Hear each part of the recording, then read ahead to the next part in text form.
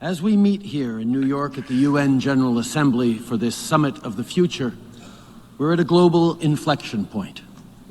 Faced with escalating instability undermining the very foundations of the international order, beset by the increasingly dire costs of climate change, contending with rising inequality that is leaving the most vulnerable behind, plagued by the erosion of women's rights, LGBT+ rights, and Indigenous rights, and grappling with dire humanitarian crises perpetuating record levels of displacement, we have a choice. On the one hand, we can bury our heads in the sand, eschewing multilateralism in favor of short-sighted self-interest, or we can recognize that collectively we have a responsibility to set our differences aside, to confront the serious global challenges, and to deliver on a pact for the future that builds a more peaceful world, but also one where everyone, every generation, has a real and fair shot. In Canada, that's what we are squarely focused on. As I travel across my country, Canadians of all walks of life, but particularly young Canadians, tell me that they're worried. They're worried about the state of the world and the future. But most importantly, they're worried about the very promise of Canada. The promise that if you work hard, you can do better than the generations that preceded you. That promise is slipping out of reach, so as a government, we are stepping up. The solution to anxiety and angst is not to deceive and deflect, but to take action. We know that confident, successful countries invest in their citizens, in their workers, in their middle class, in national $10 a day childcare that saves families money while ensuring women can choose the best path for themselves, in nutritious school meals so our kids can focus on learning and growing, in an ambitious housing plan that will deliver good, abundant, and affordable homes, in a national dental care program that in its first months has already delivered quality care to 750,000 Canadians, in a growth and industrial strategy that creates good-paying, community-building, middle-class jobs, all while fighting climate change.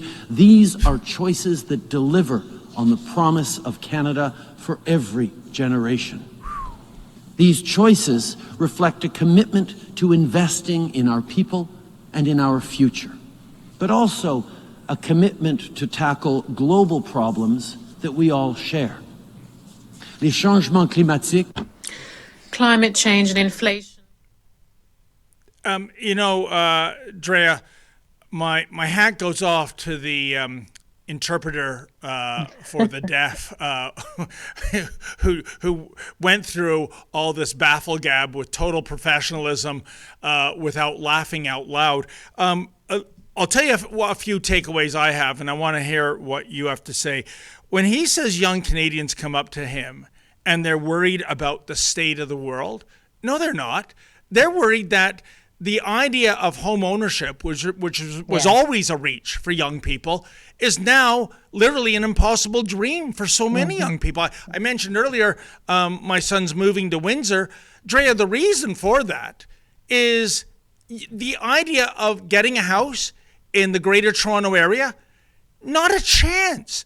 They would have to work maybe a decade and a half to come up with the down payment. Living in your basement. Yeah. Rent free. And I know it's the same deal in Vancouver, 100%. Yeah. When he talks about women's rights and LGBTQ rights, that is a dichotomy. Yeah. Those do not march in lockstep. And by that, Drea, the biggest threat to females right now is the radicalized rainbow mafia. What have we seen in the last several years, thanks to the Trudeau Liberals? Women's sports, women's shelters, women's federal prisons, all being invaded by gender bender grifters, men just saying, I'm a chick, and yet they have their full male wedding tackle. And you know what? Yeah, this is diversity. And by the way, where are the feminists? I'm still waiting to hear a peep. So when he says women's rights and the spirit unicorn rights in the same breath, no. One is the direct enemy of the other. Anyways, those were a couple of the points that struck me as appalling in that baffle-gab speech of his. Me too. You said it great. I mean, first of all, I think Trudeau identifies as a feminist, but how can you talk about the erosion of women's rights when you don't know what a woman is? That's the first problem here. Why is someone even speaking on this when they can't acknowledge what a woman is? And I agree with him. Women's rights are eroding for the reasons that you say.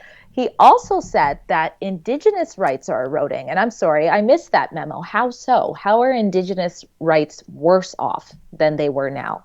I mean, our state gives millions, billions of money to help for things like in so many different categories with the Indigenous community. I can't think of any rights that are depleting. So it's just all of this smoke. And then he talks about the $10 a day child daycare, which he always talks about, of course, and says that's going to be giving women more choices. But you're right, not enough choices to be able to get awards. I just covered how in BC, not one, but two males identifying as trans women took the Summer Open Powerlifting Awards here. Yes. So not there. And I've reported on how, these trans people are going into the change rooms and peeping under the stall, and the moms get in trouble because they are acting in hate by saying, please arrest this person. So yeah, women's rights are eroding, but he doesn't know what a woman is, so that's why he's confused. The other thing I love about this is he's doing this speech, and this must have really affected his ego, because do we have B-roll about how many people were actually in attendance during the speech? Can we show that? Because there was barely anybody there. Look at that. There are so many empty seats there. And so he's doing all of this. I mean, I would like to say he swallowed some humble pie, but he doesn't ever seem to actually do that. But how embarrassing. You go, and no one takes the time. I don't know if they're off on lunch, but it wasn't important enough to hear, and I don't blame them. That's embarrassing. I mean, I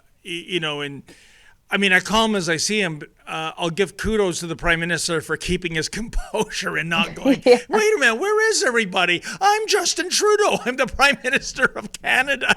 Well, that's because he knows his media out here, they always make him look good. Like, it's like when he's getting screamed at, F you or whatever, he does the whole, like, I am the queen wave, and then they mute out the sound. So it just, like, it's this loving crowd, and he's walking. So he's like, you got to keep the poker face on, and they'll just show me and not that empty crowd. But this is Rebel News. Hey, do you have any plans for Saturday, October 5th? I do. I'll be going to our Rebel News Live conference in Calgary, and you should join me. It's not just a conference. We're bringing together some of the most fearless, conservative, and freedom-orientated voices from across the country for you to meet and hear from, including some of our Rebel reporters like Ezra Levant, Sheila Gunn-Reid, Alexa Lavoie, David the Menzoid Menzies, and of course, yours truly. And we've also got other powerhouses lined up for in-depth discussions about some of the most important issues in Canada today, including Premier of Alberta, Danielle Smith, and Freedom Convoy Queen herself, Tamara Leach. And if that's not enough for you, you can just come for the great food that you'll be enjoying with great like-minded people. So go to rebelnewslive.com and get your tickets today, and I'll see you there.